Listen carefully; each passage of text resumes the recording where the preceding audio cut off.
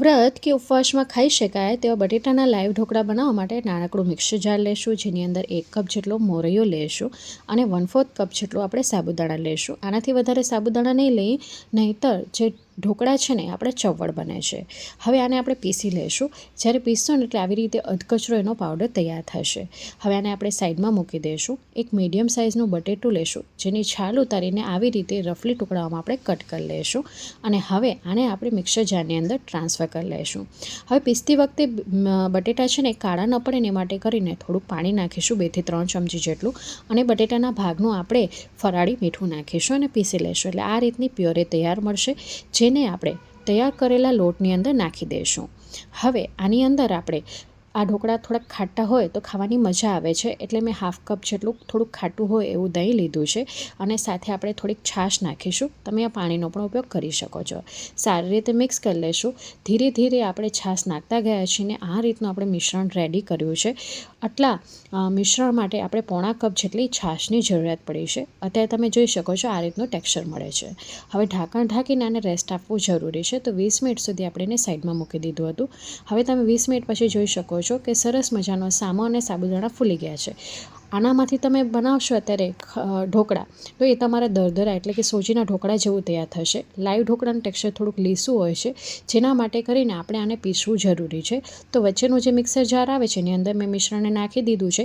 1 tablespoon જેટલી આદુ મરચાંની પેસ્ટ નાખી છે અને સ્વાદ અનુસાર મીઠું નાખીશું.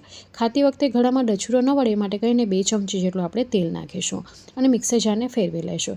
એટલે આ રીતનું એકદમ સ્મૂથ ટેક્સચરનું આપણે બેટર તૈયાર મળશે, જેની અંદર 1 ટીસ્પૂન જેટલું કાચું જીરું નાખીશું, 1/2 ટીસ્પૂન જેટલી હળદર પાવડર નાખીશું અને મિશ્રણને સારી રીતે ફેટી લઈશું. હવે 1 થાળી જેટલું બેટર મેં સાઈડમાં કાઢી લીધું છે. હવે તમે સોડા અને ઈનો બંનેનો ઉપયોગ કરી શકો છો. જેની સમારેલી કોથમીર નાખી છે. અત્યારે હું ઈનોનો ઉપયોગ કરી રહી છું, તો 1/2 ટીસ્પૂન જેટલું ઈનું નાખીશું. એક જ દિશામાં ફેટી લેશું. બાજુમાં મેં સ્ટીમર ગરમ કરવા માટે મૂકી દીધું છે. સ્ટીમર આપણું રેડી છે અને અહીંયા તમે જોઈ શકો છો બબલ્સ સારી રીતે આવી ગયા છે. તો ગ્રીસ કરેલી પ્લેટની અંદર આપણે નાખી દઈશું. ઉપરથી મરચું પાવડર ભભરાવીશું. હવે આ રેસીપીમાંથી તમે કાંઈ પણ વસ્તુ તમારા ઘરમાં ન વાપરતા હોય તો તમે સ્કીપ કરી શકો છો. ઢાંકણ ઢાંકીને મીડિયમ ગેસની ફ્લેમ ઉપર આપણે 15 થી 20 મિનિટ સુધી સ્ટીમ કરીશું. તો અહીંયા તમે જોઈ શકો છો કે ઉપરથી કેટલી સોલિડ જાડી પડી છે, તો તમે વિચારી શકો છો કે આ ઢોકળા કેટલા સોફ્ટ તૈયાર થયા હશે.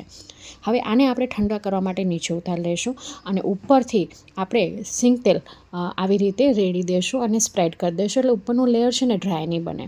તો તમે જોઈ શકો છો એકદમ સોફ્ટ, પહેલી વારમાં જ તમારા આ માપ સાથે પરફેક્ટ ઢોકળા તૈયાર થશે. જો કે તમારા ઢોકળા ચવડ થતા હોય, આ રીતના જાળીદાર ન તૈયાર થતા હોય તો આ માપ સાથે જરૂરથી બનાવજો. અને જો તમે મારી રેસીપી ટ્રાય કરો છો તો તમને આ રેસીપી કેવી લાગી એ તમારો અનુભવ કિંમતી શેર કરવાનું ભૂલતા નહીં કમેન્ટ બોક્સમાં. મનપસંદ ટુકડાઓમાં મેં કટ કરી લીધા છે અને તમે અહીંયા જોઈ શકો છો કેટલાક લચક પડતા, મોંમાં મૂકતા જ ગળામાં સડસડાટ ઉતરી જાય એવા આપણા આ ઢોકળા તૈયાર થયા છે. હવે આ ઢોકળાને તમે ગ્રીન ચટણી અને લાલ ચટણી સાથે સર્વ કરી શકો છો. મગફળીના તેલ સાથે ગરમ ગરમ ખાવાની ખૂબ જ મજા પડે છે. તો અહીંયા તમે જોઈ શકો એકદમ લચક પડતા, સોફ્ટ, જાળીદાર આપણા આ લાઈવ ઢોકળા તૈયાર થયા છે. હવે ઘણા લોકો વ્રતમાં હળદર અને મરચું નથી ખાતા હોતા, તો તમે સ્કીપ પણ કરી શકો છો.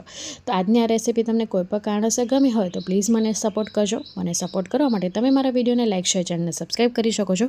બાજુમાં આપેલી બેલ બટન જરૂરથી દબાવજો અને રેસીપી ગમી હોય તો નીચે કમેન્ટ સેક્શન બોક્સમાં હાઇપનું હશે, ત્યાં તમારા કિંમતી વોટ જરૂરથી આપજો. હાઇપ કરવાથી આ વિડીયોને થોડોક બૂસ્ટ મળે છે. તો ચાલો ફરી મળીશ આવી જ નવી ઇન્ટરેસ્ટિંગ રેસીપી સાથે. ત્યાં સુધી આવજો. Bye, take care. Thanks for watching.